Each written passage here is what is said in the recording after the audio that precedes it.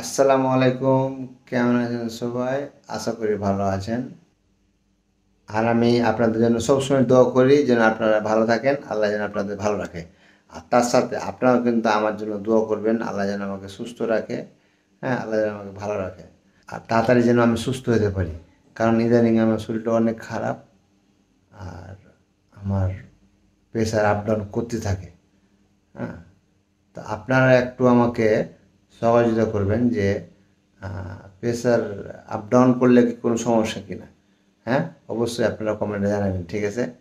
হ্যাঁ, প্রতিদিনে দুবার তিনবার করে প্রেশার আপ ডাউন হয়, মানে প্রত্যেকদিনে 2 টাইম ওষুধ খাওয়ার পরে, প্রেশার ওষুধ খাওয়ার পরেও আমার প্রেশার আপ ডাউন হইতেছে। তো আপনারা সবাই আমার স্বামীর জন্য দোয়া করবেন। আমার স্বামী যেন তাড়াতাড়ি সুস্থ হতে পারে এবং আগের মতন কাজ কাম করতে পারে। অবশ্যই আপনারা দোয়া করবেন। আর এই ভিডিওটা বেশি জায়গায় শেয়ার করে দিবেন যেন আমার জন্য সবাই দোয়া করতে পারে। এদিকে আমি আর কোনো রিস্ক নিলাম না, তাই আমি বেরিয়ে পড়লাম আমার স্বামীকে নিয়ে ওষুধ আনতে। বাসাতে সবসময় ওষুধ থাকা জরুরি। এদিকে আমি হাঁটতে হাঁটতে চলে এলাম স্কুলের মাঠে।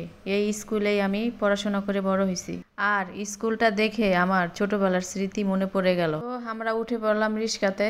এই তো দেখেন আমরা দুজন আজকে কিন্তু ম্যাচিং ম্যাচিং। কেমন লাগতেছে অবশ্যই জানাবেন। তো আমরা ফাইনালি চলে আসলাম ফার্মেসিতে, যেখানে বাহিরের ওষুধ পাওয়া যায়, কিন্তু ঢুকতেই মানা করলো যে এখানে ভিডিও করা নিষেধ। অবশেষে আমাদের ওষুধ নেওয়া শেষ।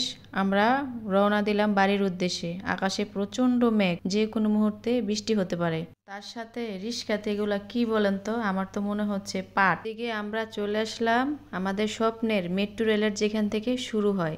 আর কোন জায়গা থেকে শুরু হয় অবশ্যই যদি আপনারা জানতে চান, অবশ্যই আমাকে কমেন্টসে বলবেন, আমি পুরাটাই বলে দেব। তাও আপনাদের একটু দেখাই, আপনারাও একটু উপভোগ করুন আমার সাথে।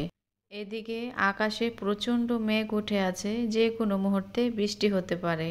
একটু ঠান্ডা ঠান্ডা ভাব আর জিরিজিরি বাতাস। আমার কিন্তু ঘুরতে খুব ভালোই লাগতেছিল। এদিকে ওই যে বিল্ডিংটা দেখতে পাইতেছেন না, এটা মেট্রো রেলের হেড অফিস। এখান থেকেই পরিচালনা করা হয়। আর আমার টেনশন হচ্ছে যতই আমি সামনের দিকে আগাচ্ছি। টেনশন হওয়ার কারণটা হলো রাস্তার অবস্থা অনেক খারাপ। আপনারা তো জানেন আমার সাথে আমার হাজবেন্ড আছে, তিনি একজন অসুস্থ মানুষ। রাস্তার অবস্থা এতটাই খারাপ, যার কারণে ভয়ে আমি আমার স্বামীকে নিয়ে কোথাও বাড়াই না।